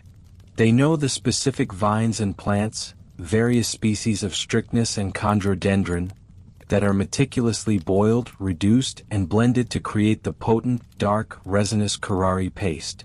The preparation is a sacred ritual, passed down through generations, often shrouded in secrecy due to the immense power it holds. You watch as they carefully scrape the dark, tar-like substance from a pot, perhaps with a stick, storing it in small gourds or bamboo tubes. Now, consider a different scenario. You are not a hunter, but a patient, suffering from a terrifying and painful medical condition. Perhaps you are experiencing violent, unrelenting muscle spasms, convulsions so severe they threaten to break your bones or dislocate your joints. Your body is racked with uncontrollable tremors, an inability to relax your muscles, leaving you in constant agony and exhaustion. Or perhaps a limb is severely dislocated, requiring a complex and painful reduction, an action that would be impossible with your muscles clamped rigidly in spasm. The shaman understands that the very paralyzing properties of curare, which can stop breathing, can also be used in extremely minute and carefully controlled doses to induce muscle relaxation. They know that curare blocks the neurotransmitter acetylcholine at the neuromuscular junction, effectively preventing nerve signals from reaching the muscles. In a world without muscle relaxants or modern anesthetics, this knowledge was revolutionary. The shaman prepares a highly diluted form of the curare. This is not the strong hunting poison. This is a carefully measured, almost homeopathic preparation. It might be administered in a tiny amount orally, mixed with water or other herbal teas, or even applied topically to the skin. The goal is not complete paralysis, but subtle, targeted muscle relaxation. You are given the medicine. It might be a bitter, earthy taste, slightly acrid. You swallow, your body tense with a mixture of fear and desperate hope. You wait, acutely aware of every sensation, every subtle change in your body. Slowly you feel it working. The agonizing muscle spasms, which have been twisting your body into knots, begin to loosen their grip. The violent convulsions might subside, replaced by a profound, if slightly unsettling, relaxation. The rigid tension in your limb, which had prevented any movement, slowly eases, allowing the healer to carefully manipulate a dislocated joint back into place, or to reset a broken bone with less force and less damage. You feel a profound sense of relief, a release from the ceaseless torment of your overactive muscles. Your mind remains clear, aware of the changes, but your body finally finds a fragile peace. This was the indigenous understanding of curare's medicinal potential, a powerful paralytic transformed into a therapeutic muscle relaxant, a crucial tool for both surgical procedures and the treatment of severe spastic conditions. The risks, however, were immediate and terrifying. The margin between therapeutic muscle relaxation and complete respiratory paralysis was brutally thin. You realize the shaman, with their profound understanding of the plant, would have to carefully gauge your reaction, observing your breathing, your heart rate, the degree of muscle relaxation, constantly adjusting, constantly monitoring. Too much, and you would be conscious, yet utterly unable to move, unable to breathe, suffocating while fully aware of your impending death, the ultimate horror of curare poisoning. You understand the generations of dangerous experimentation that must have led to this knowledge. Observing animals paralyzed by curare, indigenous healers must have, with incredible courage or desperation, begun to experiment with minute doses, slowly, empirically mapping its effects, discovering its potential beyond hunting. It was a testament to their profound botanical knowledge and their daring spirit of inquiry, even in the face of such lethal power. As you let the phantom muscle relaxation fade, you reflect on the astounding double life of Karari. It was a silent, efficient killer for the hunt, a tool of power in the hands of the warrior, yet also in the hands of the healer, a delicate instrument of profound relief, capable of stilling the body's most violent spasms and easing the pain of traumatic injury. The jungle, a place of both profound beauty and deadly peril, yielded a poison that became a powerful, if dangerous, ally in the ancient quest for healing. You feel a cold, earthy taste, a subtle grit between your teeth, and you are transported to the smoky alchemical workshops of ancient Egypt, Mesopotamia, or medieval Europe, where fire and furnace transformed raw earth into glimmering metals, and where the boundary between magic, science, and medicine was blurred beyond recognition. Here, not just plants and animal venoms, but the very minerals of the earth, often profoundly toxic, were ground, distilled, and brewed into potent, dangerous medicines. Imagine yourself as an alchemist's apprentice, or a patient seeking a cure from a physician steeped in hermetic traditions. You live in an era where the elements are understood in symbolic rather than atomic terms, where the search for gold and the philosopher's stone often intertwined with the pursuit of universal remedies. You suffer from a baffling array of ailments: persistent skin eruptions, internal pains, fevers that refuse to break, or a general malaise that saps your strength and vitality. Conventional herbal remedies have failed, and desperate times call for desperate measures. You've seen the alchemist work. Their lab, a chaotic symphony of bubbling retorts, glowing furnaces, and pungent fumes, is a place of both fascination and fear. You've seen them handle substances like lead, copper, antimony, and sulfur, metals and minerals that you know by reputation can be dangerous. You've heard stories of strange afflictions befalling those who work with these substances carelessly: tremors, madness, sudden death. Yet, the alchemist, with their esoteric knowledge, believes these elements hold profound medicinal powers, capable of purging disease, balancing humors, or invigorating the body. The alchemist prepares a concoction. It might involve lead, which, in various forms, was used for centuries as a treatment for skin conditions, for its astringent properties, or even internally for certain digestive issues. You might be given a lead-based ointment to apply to your inflamed skin, feeling its heavy, cool presence, hoping its known drying and binding properties will soothe your irritation. Or perhaps you are given a minute amount of an antimony compound, known for its emetic, vomit-inducing, and purgative effects. The alchemist believes that violent expulsion of bodily fluids can cleanse the body of disease, forcing out the bad humors, or the poison that afflicts you. You are given the metallic draft. The taste is profoundly unpleasant, sharp, metallic, earthy, often with a lingering acrid aftertaste that makes your stomach clench. You force it down, your body protesting, but your mind clings to the desperate hope of a cure. You wait, your senses heightened, anticipating the promised effects, but also dreading the potential side effects. If it's an emetic like antimony, you soon feel a profound nausea, a churning in your gut that quickly escalates into violent, unstoppable vomiting. You retch repeatedly, expelling everything from your stomach, your body racked by spasms.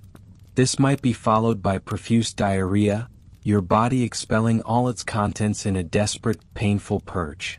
The alchemist watches, nodding, perhaps interpreting your agonizing reactions as the medicine successfully doing its work, expelling the toxins from your body, unaware of the profound dehydration and electrolyte imbalance you are experiencing.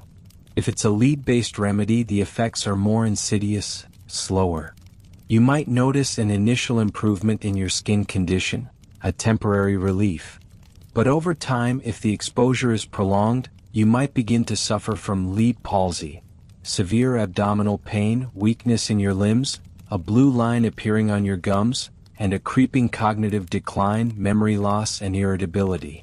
You become a victim of slow, insidious heavy metal poisoning, your body and mind gradually breaking down, the cure becoming a silent, debilitating curse. You also encounter compounds of copper and sulfur. Copper, in certain ancient traditions, was thought to have antiseptic properties and was used for wound healing or for certain eye conditions, applied topically. Sulfur, known for its pungent smell and its ability to burn, was used for skin conditions, for fumigation against pests, and internally as a purgative, its strong, cleansing properties believed to drive out disease. You might be given a sulfur-based powder, its strong, acrid taste and smell assaulting your senses, hoping it will clear your persistent cough or purify your blood. The risks with these metallic and mineral medicines were immense and often poorly understood. Ancient healers lacked the understanding of bioaccumulation, the concept that heavy metals could build up in the body over time, causing chronic, long-term toxicity. They couldn't measure precise doses, and they were often dealing with raw, impure substances. Lead, mercury, arsenic, and antimony were all powerfully toxic, capable of causing organ damage, neurological dysfunction, and death. You realize the profound danger inherent in the alchemist's pursuit. Their desire to transmute base metals into gold was mirrored by their desire to transmute deadly minerals into life-saving medicines. This was a realm where empirical observation met mystical belief, where the observed dramatic physiological effects of heavy metals were interpreted through a lens of humoral theory or magical cleansing. Every brew was a dangerous experiment, every administration a roll of the dice. As you shake off the phantom metallic taste, you reflect on the raw, unrefined nature of ancient mineral remedies. The alchemist's brew, a dangerous blend of science and superstition, represented a desperate attempt to harness the powerful, often destructive forces of the earth itself in the never-ending fight against disease. It was a chilling testament to humanity's willingness to gamble with poison, hoping to extract a cure, even if that cure often came at the cost of profound and irreversible suffering. You feel a crisp, intellectual chill in the air, a sense of dawning clarity that cuts through the murky superstitions of earlier times, and you are transported to the tumultuous, revolutionary intellectual landscape of the 16th century in Europe. Here, a brilliant, abrasive, and iconoclastic physician and alchemist named Philippus Aurelius Theophrastus Bombastus von Hohenheim, better known as Paracelsus, uttered a truth that would forever change the understanding of toxicology and pharmacology. All things are poison, and nothing is without poison. Only the dose makes a thing not a poison. Imagine yourself as a student of medicine, or a patient in a time where traditional Galenic medicine, with its humoral theories and bloodletting, was still dominant, yet clearly failing to address many diseases effectively. You see the traditional physicians clinging to ancient texts, while people continue to suffer and die. You hear whispers of this radical new thinker, Paracelsus, who dares to challenge millennia of accepted wisdom, who burns traditional texts, and who preaches a new approach, one based on observation, experimentation, and a profound respect for the active, often powerful properties of specific substances, even poisons. Paracelsus was not the first to use poisons as medicine. You've seen countless examples of that throughout ancient history. But he was the first to articulate the fundamental principle that revolutionized our understanding. It is not the substance itself that defines its toxicity or its therapeutic value, but the quantity administered. He saw the world as a vast pharmacy filled with potent chemicals, both natural and man-made, each possessing a specific arcana or secret property, capable of both healing and harming. You are introduced to his radical ideas. He critiques the prevailing medical practices, advocating for a shift away from broad, humoral treatments to more targeted, specific remedies.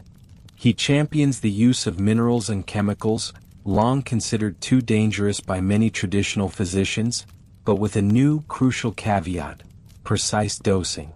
He takes substances like mercury, arsenic, antimony, and lead, which you've seen used haphazardly and with terrible side effects in earlier segments, and argues for their careful, controlled application. You watch as a patient, perhaps suffering from syphilis, a common plague of his time, is treated by a follower of Paracelsus. Instead of the massive purging doses of mercury that caused salivation and madness, a much smaller, carefully measured amount is administered. Or a patient with a chronic fever receives a tiny, controlled dose of an arsenic compound. The intention is not to overwhelm the body with violent purges, but to provide a specific, targeted effect, nudging the body back towards health. You begin to grasp the profound implications of his teaching. Before Paracelsus, a substance was generally considered good, a medicine, or bad, a poison. But he showed that this dichotomy was false. Water in excessive quantities can kill. Salt, essential for life, is lethal in overdose. Even the most benign herbs, if taken in enormous amounts, could cause harm. Conversely, the most fearsome poisons, in minute and carefully considered quantities, could exert powerful therapeutic effects. This revolutionary concept, though it took centuries to be fully embraced and rigorously tested, laid the groundwork for modern pharmacology and toxicology.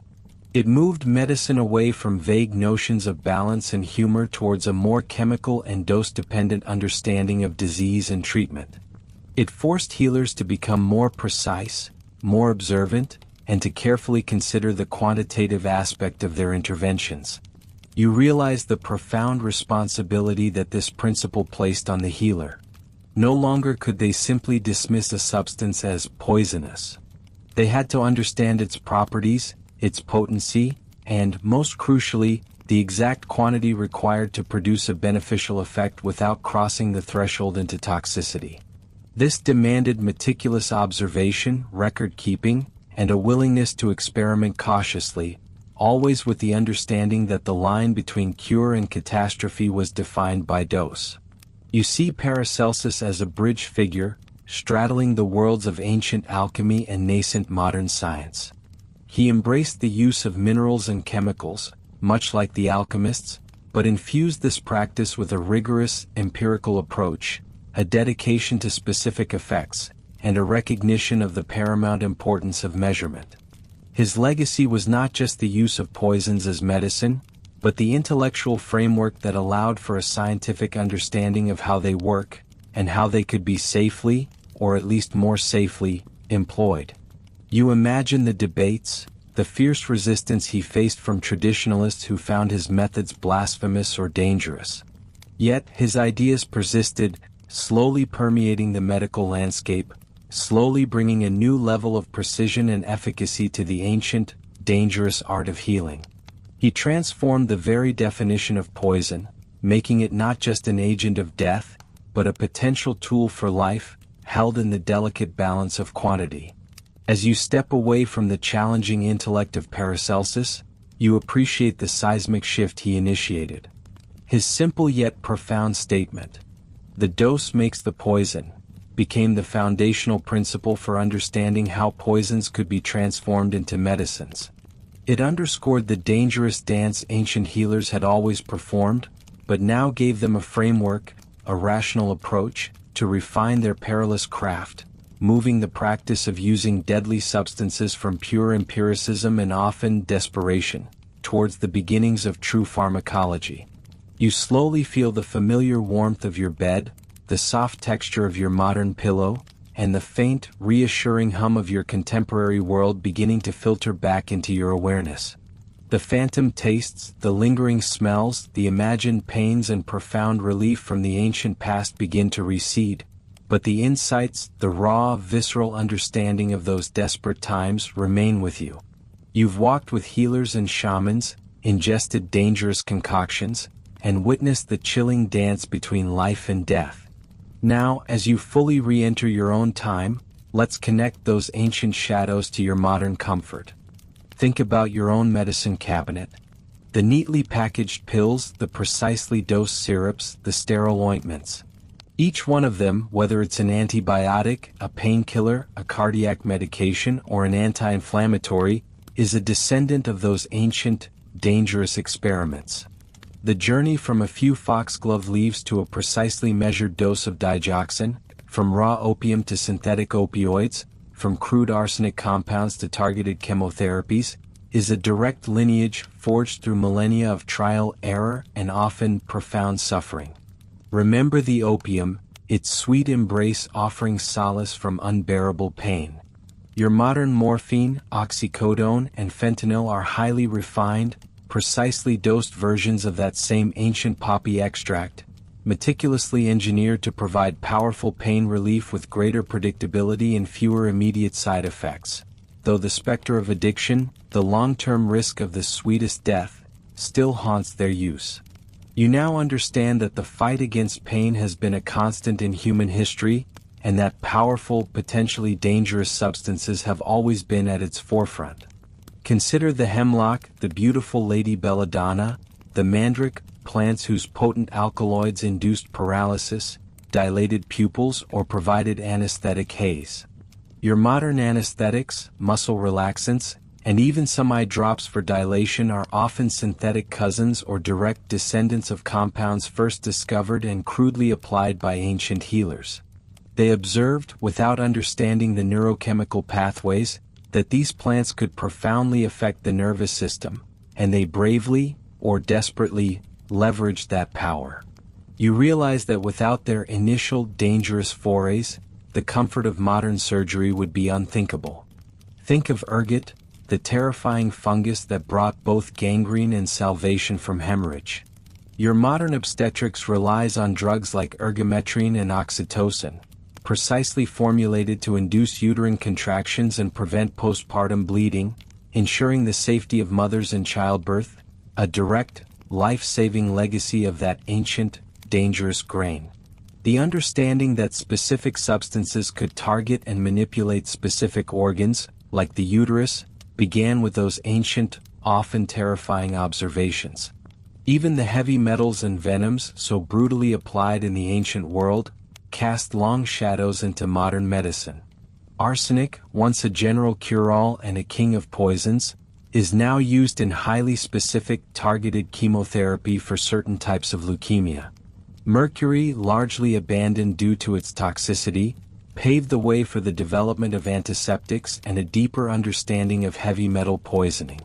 Snake and scorpion venoms are now being studied by pharmaceutical companies, not for direct use, but for isolating specific peptides and proteins that could be developed into powerful new drugs for pain, cardiovascular disease, and even cancer, a testament to the ancient insight that these deadly compounds held potent biological activity. What ancient healers lacked was the understanding of biochemistry, microbiology, and pharmacology. They didn't know about receptors, enzymes, or molecular structures. They didn't have sterile environments, precise measuring tools, or the scientific method as you understand it. Their science was empirical, observational, often infused with magic, spirituality, and superstition. They relied on tradition, intuition, and the hard-won, often tragic, lessons of generations. But what they possessed was an extraordinary courage, a profound intimacy with the natural world, and an unwavering commitment to alleviating suffering in the face of overwhelming odds. They literally risked their lives and the lives of their patients to extract healing from the deadliest corners of their environment. They demonstrated that the natural world, in its raw, untamed form, held both the agents of death and the keys to life, often within the very same plant, mineral, or creature. As you lie there, safe and warm, reflect on this profound legacy. The comfortable, sterile certainty of your modern pharmacy stands on the shoulders of these ancient, daring practitioners who bravely, or blindly, walked the tightrope between poison and medicine. They gave us the first hints, the first dangerous experiments, the first desperate gambles that ultimately led to the sophisticated medical understanding you enjoy today. So, the next time you take a pill for a headache or marvel at a complex surgical procedure, remember the mandrake's scream, the viper's kiss, the sweet haze of opium, and the bitter taste of arsenic. Remember that the very concept of medicine, the very idea of harnessing potent compounds to heal the body, began in the shadows of ancient fears, in the desperate hope that a perfectly measured dose of poison could indeed be the difference between life and death. The ancient world was a dangerous place, but it was also a crucible of innovation, a testament to humanity's relentless, often terrifying, quest for healing, a legacy that echoes, subtly but powerfully in your own comfortable modern world. Sweet dreams and sleep soundly in the knowledge of how far we've come.